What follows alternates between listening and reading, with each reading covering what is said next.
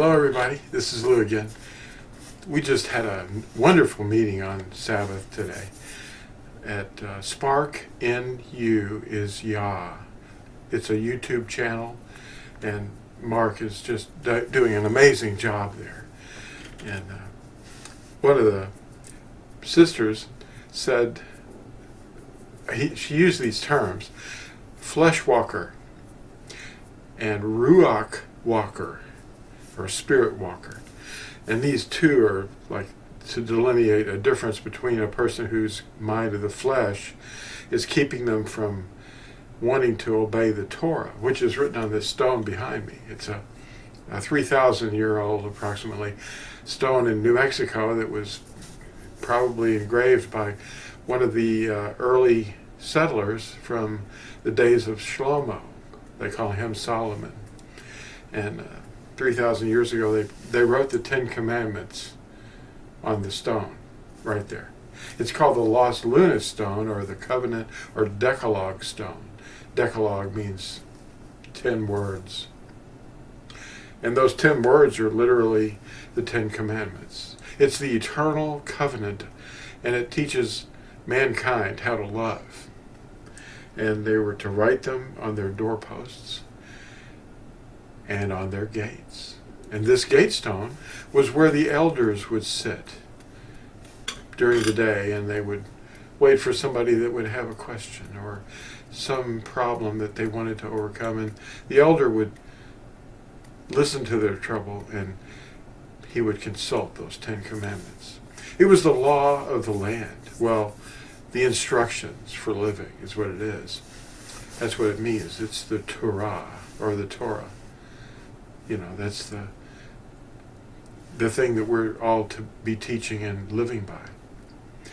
Now, those are the seeds of the kingdom of Yahuwah. His name is in the very first commandment. I am Yahuwah, your Elohim. Have no other before my face. But another came along and sowed different seeds, changing and altering those pure thoughts. It's been said from the programming that we have, from the lying and unclean teachings of others, they say things like, let's go deep into the scriptures. Well, wait a minute. Yahuwah's word is higher than our thoughts.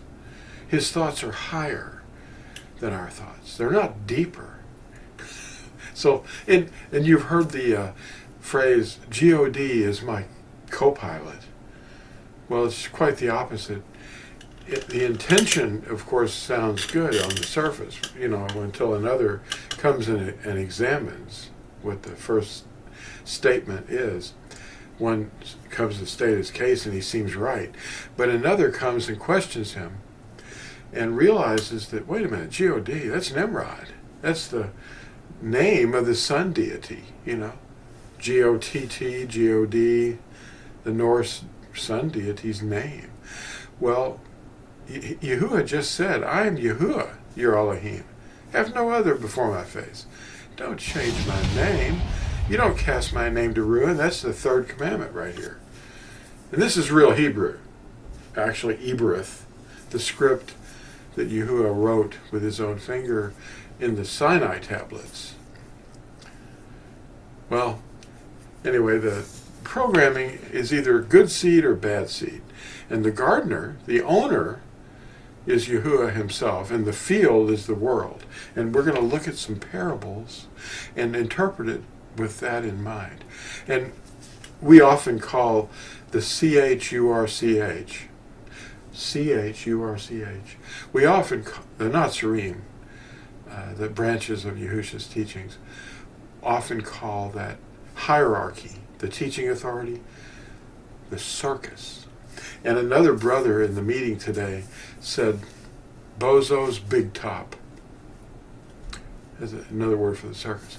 So it's like the flesh walkers took over Bozo's big top, and they've been programming people to disobey these commandments like they're done away.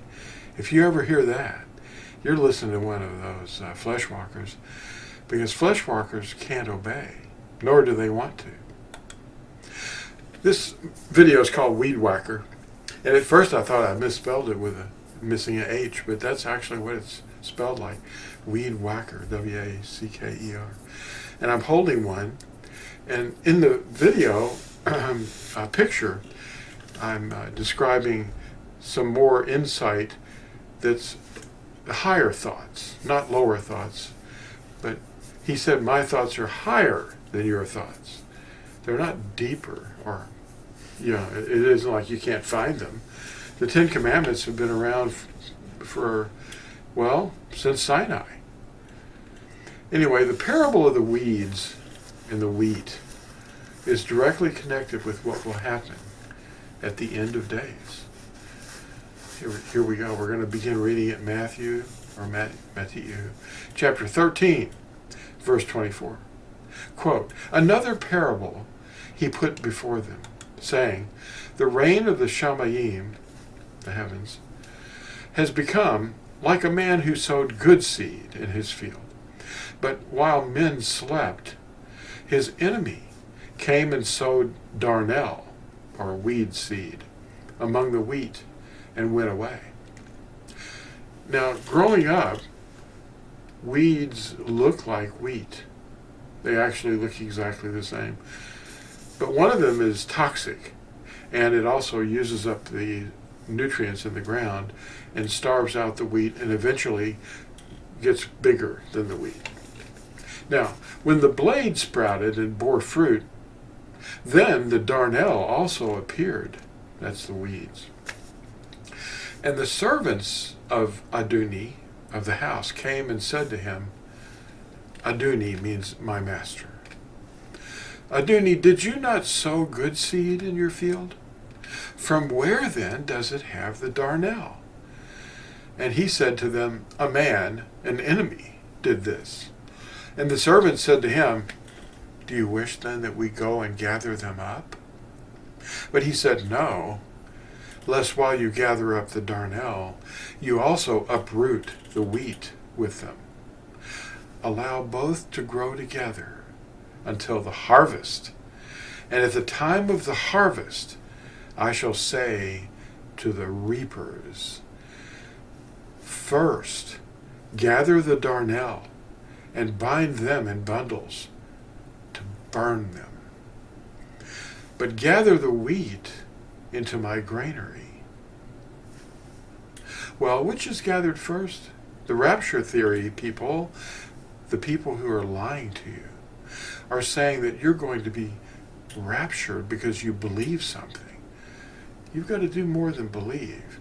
You've got to believe and obey, because you have to. Your obedience reflects what you believe. And that's pretty true of what the darnel, or the weeds, are doing. They grow up with these false teachings, and they are very obedient to those lies. They're not going to obey Yahuwah's commandments. That's the good seed. They don't want to obey that. They want to obey what they were just lied to about by the alteration of his words. They removed his name. Look, read the preface of your translation. They admit it. Continuing at Matthew 13, beginning at verse 36, and his Talmudim came to him, saying, explain to us the parable of the darnel of the field. And he answering said to them, now this is Yahusha speaking, he who is sowing the good seed is the son of Adam, and the field is the world, and the good seed, these are the sons of the rain, but the darnel are the sons of the wicked one, and the enemy who sowed them is the devil. And the harvest is at the end of the age, and the reapers are the messengers coming to burn the earth. As the darnel then is gathered and burned in the fire, so it shall be at the end of this age. The son of Adam shall send out his messengers. Now those are, I want to say, seraphim, the burning ones. They're They're a high form of angel, a messenger, a malachim, a created one that is waiting. There's herds of them. They're the chariots of fire. And their purpose at this point is to burn the disobedient inhabitants of the earth. Yeshayahu, Isaiah 24, talks about them. And there's a reason why he's going to burn the earth, and we'll get to that. And they shall gather out of his reign all the stumbling blocks, malicious reasonings and strongholds, and those doing lawlessness, and shall throw them into the furnace of fire. Now that's pretty serious. Disobedient people. And there shall be wailing and gnashing of teeth. Now the reapers remove the darnel, the weeds, first. Their weed whackers are on fire. Now, Yeshayahu 24, I just referenced, verses 1 through 6, quote, "See, Yahuwah is making the Eretz empty and making it waste, and shall overturn its surface, and shall scatter abroad its inhabitants. And it shall be as with the people, so with the priest, as with the servant, so with his aduni, as with the female servant, so with her mistress, as with the buyer, so with the seller, as with the lender, so with the borrower, as with the creditor, so with the debtor. The Eretz is completely emptied and utterly plundered, for Yahuwah has spoken this word. The Eretz shall mourn and wither. The world shall languish and wither. The haughty people of the Eretz shall languish, for the Eretz has been defiled under its inhabitants, because they transgressed the Torah, the instructions, changed the law, broken the everlasting covenant.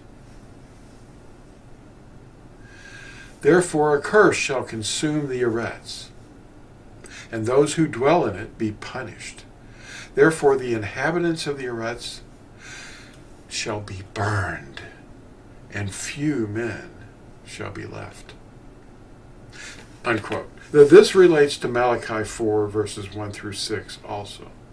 Read Malachi chapter 4, verses 1 through 6.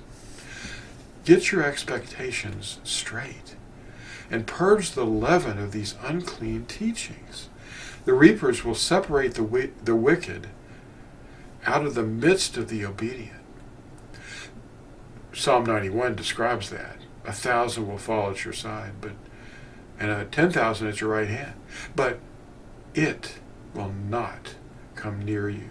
The same reapers that destroy and burn the disobedient are going to gather you who are obedient into the new city. Read Revelation 22. Blessed are those doing his commandments, that they have the right to the tree of life and to enter into the gates of the city. But outside, there's another group. Now, those who were given authority to teach have lied to you. They are the altered seeds producing disobedience. The good seed produces obedience from the original clean teachings of the owner of the field, Yahuwah. Obey the commandments of Yahuwah as he wrote them for you, and he will come to you and help you learn how to love. He's the counselor, the helper, and he comes into us. His name is Yahusha. Baruch haba b'shem Yahuwah. Matthew 23, verse 39, and Psalm 118, verse 26. We will not see him again until we say, Baruch haba b'shem Yahuwah. Repent, for the reign of Yahuwah draws near. Thanks for watching. We'll see you in the next exciting video. Like and subscribe.